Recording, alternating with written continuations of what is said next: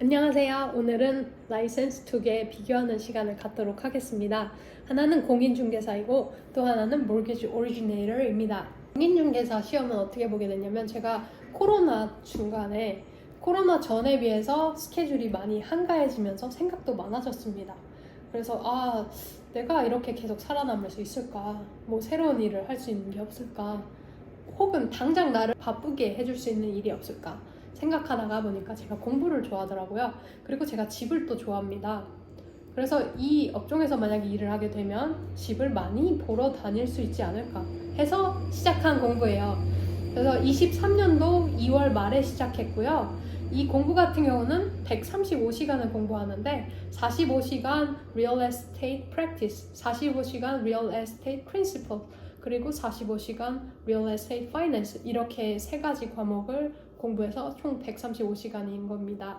이 과목마다 파이널이 있어요. 그래서 파이널 시험에서 60점 이상 맞아야지 서티피케이트이 나오고요. 이 서티피케이트 3개 다 모은 날짜가 저 같은 경우는 5월 말이었습니다. 그때 시험 신청을 했어도 괜찮았어요. 왜냐면 어플리케이션하고 시험 신청을 같이 하는 경우 시험 신청만 하는 것보다 늦어지는데요. 그 이유는 어플리케이션 프로세스 하는데 시간이 걸리기 때문이었죠. 근데 저는 또 공부를 더 하겠다고 7월 중순에나 이제 신청을 하게 된 건데요. 그때 이제 신청하면서 알게 된 거죠. 지금 프로세스 하고 있는 그 분들이 5월에 접수하신 분들이구나. 만약에 시험 준비하시는 분들은 알아두시면 좋을 것 같습니다. 서머 기간이어서 더 늦어졌는지 사람들이 방학 동안 시간에 많아서 그랬는지 잘 모르겠어요. 근데 어쨌든 웨이 타임이 2달 반이었어요. 그래서 저는 시험을 10월 19일에 볼 수 있었죠. 그때 패스했습니다. 한 번에. 시험은 이제 3시간짜리였고요. 150문제이고 70점 이상 맞으면 합격입니다. 여기는 합격하면 점수를 안 알려줘요. 그냥 패스라고만 알려줍니다. 불합격 시에는 어떤 섹션에서 점수가 안 좋았는지 정도 알려준다고 합니다. 퍼센트로요. 근데 전체 점수는 안 알려준다고 해요. 시험 장소에서 어땠냐면 제가 조금 늦게 갔어요. 그러니까 오후 시험이었는데 2시에 떠났는데 도착 예정 시간이 3시 57분이라는 거예요. 근데 시험이 4시거든요. 근데 그때 이제 진짜 큰일 났네. 생각보다 진짜 오래 걸리네. 이렇게 되면서 그래도 시험은 볼 수 있겠구나. 시험 전에 도착하겠구나. 근데 아시죠? 트래픽이 점점 이제 나빠지면서 가끔 시간을 애드할 때가 있잖아요. 나중에는 시험을 볼 수가 있나. 이제 4시 이후에 도착을 하면 이 사람들이 과연 날 받아줄까. 그 걱정만 한 거예요. 그래서 어쨌든 도착을 4시 17분 정도 했습니다. 도착을 하니까 다행히 저 앞에 10명 정도가 다 체크인 하는 사람들 통과하기 위해서 기다리고 있더라고요. 줄을 서서. 이제 사물함 관리하시는 분이 저한테 지금 화장실 다녀오고 싶으면 갔다 오래요. 타이밍이 딱 좋다고. 그래가지고 그때 다녀옵니다. 사물함에다 다 넣으래요. 모든 물건을. 그래서 모든 물건, 물통까지 다 안 허락해 줍니다. 그래서 다 넣고 번호로 이제 잠그는 시스템이어서 번호 저장해 놓고 이제 시험 통과해 주시는 분이 걷으래요. 여기 팔꿈치까지. 그래서 다 걷어서 이렇게 해서 보여주고 아무것도 없다는 거 확인하고 그 다음에 마우스랑 수학 문제 나올 경우 풀 수 있게끔 줍니다. 그래서 그거 가지고 이제 제 시험 보는 그 데스크 넘버를 찾아서 갔죠. 어쨌든 앉아서 이제 시험 보기 시작하는데 그게 이제 늦게 들여다 보내주는 걸 허락한 만큼 제가 이제 20분을 까먹고 시작한 거죠. 시험 이제 180분이었다면 160분만 주어준 거예요, 저한테는. 그리고 그 전에 들었는데 화장실을 중간에 가게 되면 그 화장실 갔다 오는 시간 안 스탑해준다고 역시 그 시험에서 깎아먹게 되는 거예요. 그래서 아까 사물함 분이 지금 화장실 갔다 온 타이밍이 딱 좋다 알려주신 분한테 너무 감사했습니다. 어쨌든 제가 이제 2시간 동안 그렇게 똥줄 타면서 차를 타고 오다 보니까 스트레스 레벨이 높아졌었나 봐요. 그래서 문제를 보는데 집중이 하나도 안 되는 거예요. 자꾸 딴 생각만 드는 거예요. 나 이 시험 떨어지면 어떡하지? 뭐 이런 생각만 드는 거예요. 그래가지고 한 60문제 정도까지는 그런 식으로 갔던 것 같은데 그래도 최대한 집중하려고 노력해서 3번, 4번, 5번 이렇게 읽으면서 집중해 해갖고 이렇게 찍어가면서 60번까지 갔습니다. 그때 이제 드는 생각이 이거 약간 턱걸이 아니면 떨어지는 것 같은데 어떻게 해야 되지? 떨어지면 어떻게 될까? 시나리오를 생각해보니까 내가 시험 보겠다고 말했던 친구분들, 가족분들한테 어떻게 얘기할 거야? 떨어졌다고 할까요? 그게 너무 창피한 거예요. 그리고 이렇게 화이팅 해주신 분들한테 죄송하고, 그래서 그때 갑자기 이제 정신이 확 들면서 문제가 보이기 시작하는 거예요. 그때부터. 네, 그때부터 떨어지면 어떡하지가 아니라 이건 붙어야 된다, 이 생각이었어요. 그래서 그때부터 눈에 들어오는 거예요. 물론 한 7문제 정도는 진짜 어려웠던 문제가 있었어요. 그 문제들은 왜 어려웠냐면 이건 부동산 문제가 아니라 영어 문제였어요. 제가 답안은 4개 다 알고 있는데 질문이 뭘 물어보는지 모르겠는 거야. 그러니까 동사를 갖다가 평소에 안 쓰는 아주 어려운 단어 있죠? 딱 있는 거예요. 그래서 질문이 뭘 물어보는지, 이게 가능하다고 물어보는 거야? 불가능하다고 물어보는 거야? 그거 자체 모르겠는 거야. 그런 문제가 7문제 있었습니다. 어쨌든 그래가지고 끝까지 150문제까지 갔는데 한 20분 정도 남았더라고요, 시간이. 그래서 문제 1부터 다시 가자. 내가 아까 60문제까지는 정신이 없었잖아. 이렇게 해서 다시 갑니다. 근데 이제 문제가 잘 보이는 거예요. 그래가지고 한 17문제까지 갔습니다. 근데 이제 시간이 10분 남았다고 할 때부터 노란색으로 깜빡깜빡 하는 거예요. 근데 여기서 깜빡깜빡 하니까 질문하고 답안이 집중이 잘 안 되는 거예요. 피곤하기도 했고요. 그래가지고 그냥 접자. 7분 남았어요. 그냥 접자 해서 끝냅니다. 끝낼 때 또 물어봐요. 진짜 for sure 끝내는 거냐고. 끝낸다고 해서 이제 점수를 나오겠지 해서 기다렸는데 안 나오는 거예요. 그 아까 체크인 해주신 분한테 가래요. 거기서 혹시 알려주겠거니 했는데 내일 아침 8시 이후로 확인해봐 이러는 거예요. 그 다음날 확인해보니까 패스라고 뜨더라고요. 진짜 얼마나 기쁘던지요. 이 시험은 제가 생각했던 것보다 어려웠어요. 제가 말씀드릴 Mortgage Loan Originator, 이게 훨씬 저한테는 쉬웠습니다. Mortgage Originator 같은 경우는 제가 아까 말씀드렸던 부동산 시험 기다리는 중간 시간에 이제 유튜브에서 들었어요. 찰리 챙이라는 분이 이 부동산도 하시고 mortgage origination도 같이 하셨던 분인데 이 둘이 같이 잘 간다고 하시는 거예요. 그 말을 듣고서 시간이 남으니까 이제 즉흥적으로 시작하게 된 공부가 mortgage originator입니다. 어쨌든 8월 10일에 시작해서 14일 코스였는데요. 이 14일 코스가 굉장히 재밌었어요. 이제 아까 부동산 같은 경우는 공부가 어땠냐면 그 과목 하나하나마다 PDF 500장에서 800장 정도 그냥 읽는 거예요. 컴퓨터 스크린으로.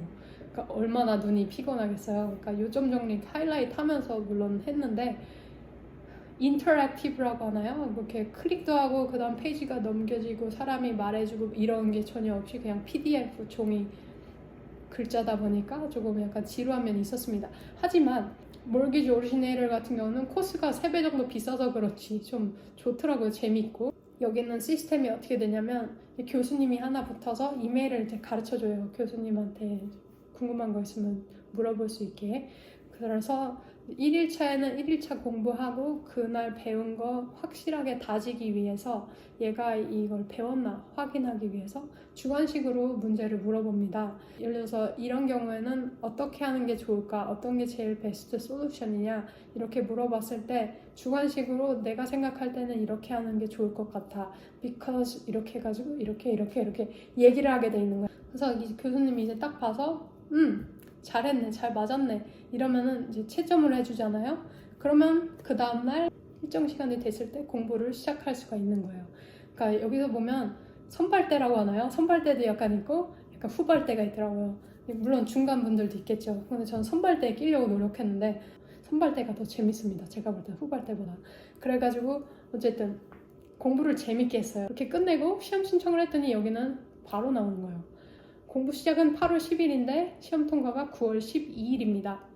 시험은 어땠냐면요. 시험이 3시간 10분이 주어지는데 120문제가 나오고요. 그 중에 115문제만 채점을 한대요. 그러니까 5문제는 그냥 주는 거죠. 대신에 75점 이상을 맞아야지 합격을 받아요. 저 같은 경우는 82점 맞았고요. 불합격, 합격 모두 점수를 알려줍니다. 트래픽도 전혀 없었고요. 한 15분 운전했나? 가깝기도 했고요. 40분 일찍 도착해갖고 내가 이렇게 일찍 들어가도 되나 이랬거든요. 근데 여기는 부동산하고 다른 점이 뭐였냐면 부동산 같은 경우는 딱 4시에 요이땅 시작한 이유가 그 장소 자체가 Department of Real Estate 건물이었기도 하고요. 그러니까 부동산 시험만 본 거예요. 근데 제가 이 mortgage originator 갔던 그 장소는 미국에 다른 자격증이 많을 거 아니에요. 그 자격증 시험 보시는 분들이 같은 시간이 아니라 다른 시간대에 와서 각자 다른 시간에 떠나고 이런 그러니까 시험 전문 장소였던 것 같습니다. 그래서 40분 일찍 가서도 들여다 보내주셨던 것 같아요. 여긴 들어갔을 때 이제 사물함에다가 물론 다 넣으라고 하는데요. 그 라이센스, 그 아이디 빼고 그 물병도 들어가게 해주더라고요. 여기는 예를 들어서 에러헤드 이렇게 있으면 이렇게 그 라벨 다 띄고 투명한 상태 병 있죠? 그 상태로 들어가게 해줍니다. 그걸 가지고 이제 체크인 해주시는 분한테 갔어요. 이 체크인 해주시는 분이 바쁘더라고요. 왜냐면 혼자서 다 이제 브레이크 나온 애들 아니면 새로 시험 볼 애들 이걸 다 다루시다 보니까 그래서 좀 기다렸어야 됐습니다. 제가 먼저 기다렸지만 화장실 갔다 온 사람을 먼저 도와주는 걸 봤는데요. 이 주머니, 앞주머니, 뒷주머니 다 빼서 보여주고 이 소매 다 걷어서 팔꿈치까지 보여주고 그리고 발목 다 걷어서 보여주고 그리고 메탈 디텍터 있죠? 공항에서 하는 거 그거 하고 걸어갖고 친절하게 자리까지 데려다 줍니다. 오셔서 저를 도와주는데 이제 저는 봤잖아요. 앞에 어떻게 하는지. 그래서 그거 다 똑같이 하고 이제 사물함 키, 제 라이센스 그리고 이 이면지라고 할까요? 그 노란색 코팅된 종이를 하고 화이트보드 마커를 줍니다. 그래서 그거를 가지고 따라 들어가게 돼서 자리에 착석을 했죠. 저는 문 앞에 안 앉기를 간절히 바랬어요. 왜냐면 문은 계속 노상 쾅쾅 닫더라고요. 물론 이 헤드폰을 주긴 하는데 여기 걸려 있어요. 쓰고 싶으면 쓰라고. 근데 그래도 저는 귀가 예민해서 아마도 시끄럽지 않았을까 싶었는데 다행히 약간 중간 쪽으로 들어갔어요. 그래서 중간 쪽에 앉아서 시험을 보게 됐는데 이 시험은 쉬웠습니다. 저한테는. 그래서 80문제 정도쯤 됐을 때 이제 이건 통과구나 생각이 들었습니다. 그리고 이제 시험을 끝날 때 다만 화장실 가는 것만 조금 약간 문제였죠. 아까 화장실 갔다 온 게 얼마나 번거로운지 봤잖아요. 그래서 참았어요. 화장실 참는 문제 빼고는 괜찮았어요. 그래서 이제 시험을 최대한 후다닥 끝내려고 한 50분 정도 남았을 때 이제 끝내는데 이거 for sure 끝내냐 물어보잖아요. 그때 yes 했더니 이제 점수가 나오고 패스 됐다 이제 나온 거죠. 첫 화면으로 가고 저는 이제 다시 걸어서 나가서 체크인 도와주셨던 분한테 갔더니 그분이 그 프린아웃 해갖고 주시면서 congratulations 하고 저는 감사하다고 하고 사물함에다가 그 종이 받은 거하고 물병하고 이제 넣고 화장실을 갔다가 와서 이제 물건 다 챙겨서 이 문 지키시는 분한테 감사하다고 하고 이제 집으로 가는 발길이 가벼웠습니다. 그래서 이제 어플리케이션에 돈이 얼마 들었는지 말씀드릴게요. 부동산 같은 경우는 약 499불 정도 되는데요. 시험 100불, 350불 라이센스 비, 49불 핑거프린트 그러니까 지문 채취하는데 들었습니다. mortgage originator 같은 경우는 DFPI라고 했잖아요. DRE는 부동산 자격증 있는 사람이었고 저 같은 경우는 부동산 자격증 없는 상태에서 이 mortgage를 먼저 땄기 때문에 DFPI인데 첫 어플리케이션 시험 신청 제출 시 110불 시험 보는 값, 300불이 어플리케이션 피, 30불이 프로세스 하는 피, 39불이 핑거프린트 채취하는 피, 그리고 15불이 크레딧 리포트. 여기는 크레딧 리포트도 봅니다. 크레딧 리포트는 신용 점수가 얼마나 좋냐를 보는 거예요. 신용 점수가 안 좋은 사람이 남의 신용을 관리할 수 없다고 생각해서인 것 같아요. 그리고 36불 25센트가 크리미널 백그라운드 책입니다. 이 사람이 범죄 전과가 있는지 확인해서 총 530불 25센트가 들었네요. 자, 이제 리뉴얼에 대해서 말씀드릴게요. 부동산 같은 경우는 4년에 한 번 리뉴얼 되고요. mortgage originator 같은 경우는 1년에 한 번 리뉴얼 되는데요. 자, 부동산 같은 경우 45시간 공부를 더 continuing education이라고 해야 되고요. 이 mortgage originator 같은 경우는 8시간을 더 해야 됩니다. 어쨌든 그렇게 공부를 이수하고 나서 리뉴얼 내는 피가 부동산은 350불 온타임 늦지 않은 경우고요. 525불 늦은 경우입니다.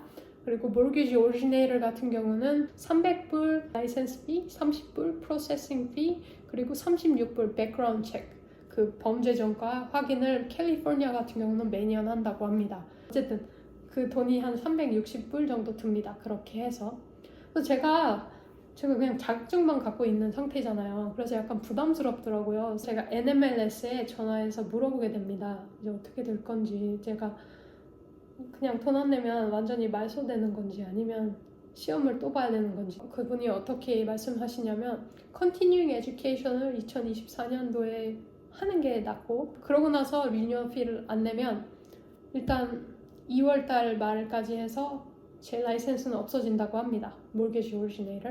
그치만 그 라이센스 없어진 거 기점으로 5년 안에 다시 살리게 되면 시험을 다시 안 봐도 된다고 해요. 근데 to be safe 4년 안에 하는 게 좋다고 합니다. 그래서 저 같은 경우는 2027년도에 그렇게 되면 380불 내게 되나 봐요. 크레딧 리포트까지. 그래서 380불 내고 라이센스 신청을 하게 되면 시험을 다시 안 보고도 다시 라이센스를 취득할 수 있는 겁니다. 저 같은 경우는 그런 식으로 연장하려고 해요. 이 라이센스가 필요한 날까지. 참고로 드론 라이센스는 쉬웠습니다. 드론 라이센스는 왜 따냐면 상업용으로, 커머셜용으로, 그러니까 본인 레이저용으로 하는 게 아니라 그 전문적으로 돈 받고 어디서 일을 하거나 아니면 누가 웨딩에서 찍어달라 그런 것도 본인 여가 활동이 아니잖아요. 그런 걸 하고 싶으면은 그 라이센스가 있어야 되는데 그 라이센스 같은 경우는 시험 보는데 175불이 들어요. 그렇지만 프리 라이센싱 학교 따로 돈 내고 하는 할 필요가 없고요. 본인이 혼자 공부해도 돼요. 저 같은 경우는 일주일 공부했는데 패스가 됐어요. 컨티뉴잉 에듀케이션도 프리고요. 여기는 그냥 좀 좋더라고요. 라이센스 전문 비디오니까 남겨봅니다. 여기까지 지켜봐 주셔서 감사합니다. 안녕히 계세요.